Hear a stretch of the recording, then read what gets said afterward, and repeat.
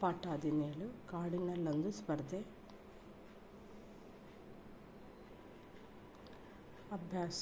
ಅಭ್ಯಾಸ ಒಂದೊಂದು ವಾಕ್ಯದಲ್ಲಿ ಉತ್ತರ ಬರೆಯಿರಿ. ಪ್ರಾಣಿ ಪಕ್ಷಿಗಳ ಸಭೆಯನ್ನು ಕರೆದವರು ಯಾರು? ಪ್ರಾಣಿ ಪಕ್ಷಿಗಳ ಸಭೆಯನ್ನು ಕರೆದವರು ಸಿಂಹ. ಕಾಡಿನಲ್ಲಿ ನಡೆದ ಸ್ಪರ್ಧೆ ಯಾವುದು?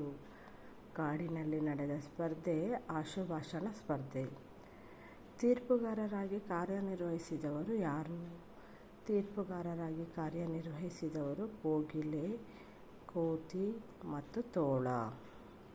3-4 ವಾಕ್ಯಗಳಲ್ಲಿ ಉತ್ತರ ಬರೆಯಿರಿ. ರೇಡಿಯೋದಲ್ಲಿ ನಾವು ಪ್ರತಿದಿನ ಯಾವ ಕಾರ್ಯಕ್ರಮ ಕೇಳಬಹುದು?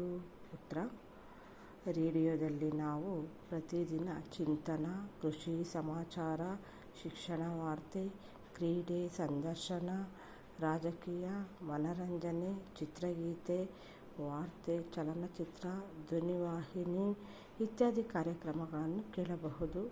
ದೇಶ ವಿದೇಶದ ಸಮಾಚಾರವನ್ನು ತಕ್ಷಣ ಇದರ ಮೂಲಕ ತಿಳಿಯಬಹುದು. ರೈಲು ಪ್ರಯಾಣದ ಬಗ್ಗೆ ಚಿರತೆಯ ಅಭಿಪ್ರಾಯವೇನು?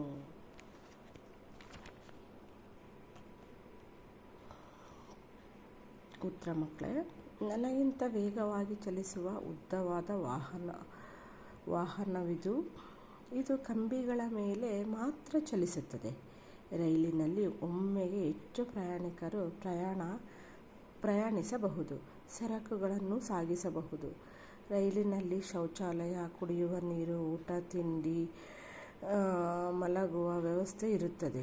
ಈಗ ರೈಲು ಪ್ರಯಾಣ ಸುಖಕರ ಹಾಗೂ ಅದರ ದರವು ಕಡಿಮೆ ಎಂಬ ಅಭಿಪ್ರಾಯವನ್ನು ಚಿರತೆ ವ್ಯಕ್ತಪಡಿಸುತ್ತದೆ.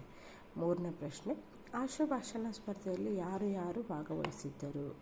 ಆಶುಭಾಷಣ ಸ್ಪರ್ಧೆಯಲ್ಲಿ ಆನೆ, ಚಿರತೆ, ನವಿಲು, ಕರಡಿ, ಹಾವು, ಗಿಳಿ ಮತ್ತು ನರಿ ಭಾಗವಹಿಸಿದ್ದರು.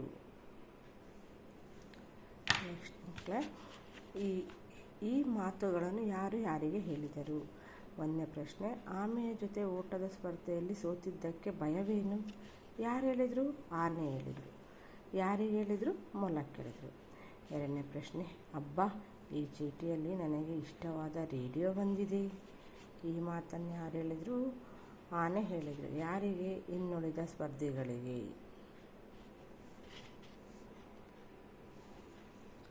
ಕೊಟ್ಟಿರುವ ವಾಕ್ಯಗಳನ್ನು ಸರಿಪಡಿಸಿ ಬರೆಯಿರಿ.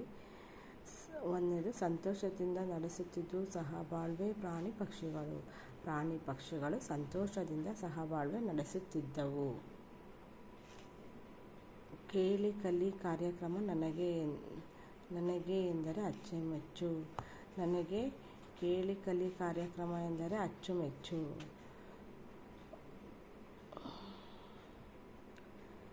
3ನೇ ಪ್ರಶ್ನೆ ಮಕ್ಕಳೇ: ತುಂಬ ಇಷ್ಟ. ನನಗೆ ಪ್ರಯಾಣವೆಂದರೆ ವಿಮಾನ. ನನಗೆ ವಿಮಾನ ಪ್ರಯಾಣವೆಂದರೆ ತುಂಬ ಇಷ್ಟ. ಕೊಟ್ಟಿರುವ ಪದಗಳನ್ನು ಬಳಸಿ ಸ್ವಂತ ವಾಕ್ಯ ರಚಿಸಿ. ಸಹಬಾಳ್ವೆ: ನಾವು ಎಲ್ಲರೊಂದಿಗೆ ಸಹಬಾಳ್ವೆ ಹಾಗೂ ಸಹಕಾರದೊಂದಿಗೆ ಕೂಡಿ ಬಾಳಬೇಕು. ಆಕರ್ಷಣೆ: ಭಾರತೀಯ ಸಂಸ್ಕೃತಿಗೆ ವಿದೇಶಿಯರು ಹೆಚ್ಚು ಆಕರ್ಷಣೆ ಹೊಂದುತ್ತಿರುತ್ತಾರೆ. ಸ್ಪರ್ಧೆ: ನಾನು ಆಶುಭಾಷಣ ಸ್ಪರ್ಧೆಯಲ್ಲಿ ಭಾಗವಹಿಸಲು ಇಚ್ಛಿಸುತ್ತೇನೆ. ಅಚ್ಚುಮೆಚ್ಚು: ಶಾಲೆಯಿಂದ ಹೊರಡುವ ಪ್ರವಾಸವೆಂದರೆ ನಮಗೆ ಎಲ್ಲರಿಗೂ ತುಂಬ ಅಚ್ಚುಮೆಚ್ಚು. ತಮಾಷೆ: ನಾನು ಮತ್ತು ನನ್ನ ಗೆಳೆಯರು ರವಿವಾರ ಸಾಯಂಕಾಲ ತಮಾಷೆ ಮಾಡುತ್ತಾ ಕಾಲ ಕಳೆದೆವು. ನೆಕ್ಸ್ಟ್ ಪ್ರಶ್ನೆ: ಊಕಾರದಲ್ಲಿ ಕೊಟ್ಟಿರುವ ಪದಗಳಿಗೆ ವಿರುದ್ಧಾರ್ಥಕ ಪದ ಬರೆಯಿರಿ. 1ನೇದು: ಭಯ, ನಿರ್ಭಯ. ಶತ್ರು, ಮಿತ್ರ. ಸಂತೋಷ, ಅಸಂತೋಷ. ಮುಕ್ತಾಯ, ಆರಂಭ. ಭಾಷಾ ಚಟುವಟಿಕೆ ಮಕ್ಕಳೇ: ನಾನು ಯಾರು ಯೋಚಿಸಿ ಬರೆ. ಜುಟ್ಟುಂಟು ನಾರಿಯಲ್ಲ, ಕಣ್ಣುಂಟು ಮನುಷ್ಯನಲ್ಲ, ನೀರುಂಟು ಬಾವಿಯಲ್ಲ. ಹಾಗಾದರೆ ನಾನು ಯಾರು? ತೆಂಗಿನಕಾಯಿ. 4 ಕಂಬಗಳುಂಟು ದೇವಾಲಯವಲ್ಲ, 2 ಮೊರಗಳುಂಟು ಕೇರಲಾಗುವುದಿಲ್ಲ, 1 ಕಹಳೆಯೂ ಉಂಟು ಊದಲಾಗುವುದು. ಹಾಗಾದರೆ ನಾನು ಯಾರು? ಆನೆ ಮಕ್ಕಳೇ ಉತ್ತರ. ಮರದ ಮೇಲಿರುವೆ ಪಕ್ಷಿಯಲ್ಲ, ಹಸಿರಂಗಿ ತೊಟ್ಟಿರುವೆ ಬಾಲಕನಲ್ಲ, ಕೆಂಪು ಮೂತಿಯುಂಟು ಗಿಳಿಯಲ್ಲ. ಹಾಗಾದರೆ ನಾನು ಯಾರು? ದಾಳಿಂಬೆ ಹಣ್ಣು ಮಕ್ಕಳು. ಮಾದರಿಯಲ್ಲಿ ಸೂಚಿಸಿರುವಂತೆ ಸೂಕ್ತ ಪದ ರಚಿಸಿ ಬರೆಯಿರಿ.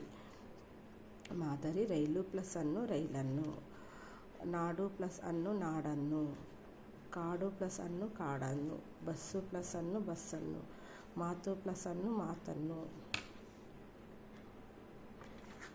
ನೆಕ್ಸ್ಟ್ ಮಕ್ಕಳೇ, ಕೊಟ್ಟಿರುವ ವಾಕ್ಯದಲ್ಲಿ ಗೆರೆ ಹಾಕಿದ ಪದವನ್ನು ಗಮನವಿಟ್ಟು ಓದಿ. ಆನೆ ಗೀಳಿಟ್ಟಿತು, ಆನೆ ಗೀಳಿಡು. ನವಿಲು ನರ್ತಿಸಿತು, ನವಿಲು ನರ್ತನ. ಮೂರನೇದು, ಕರಡಿ ಕುಣಿಯಿತು, ಕರಡಿ ಕುಣಿತ. ಚಿರತೆ ವೇಗವಾಗಿ ಓಡಿತು, ಚಿರತೆ ಓಟ. ಗಿಳಿ ರೆಕ್ಕೆ ಬಿಚ್ಚಿ ಹಾರುತ್ತಾ ಬಂದಿತು, ಗಿಳಿ ಹಾರು.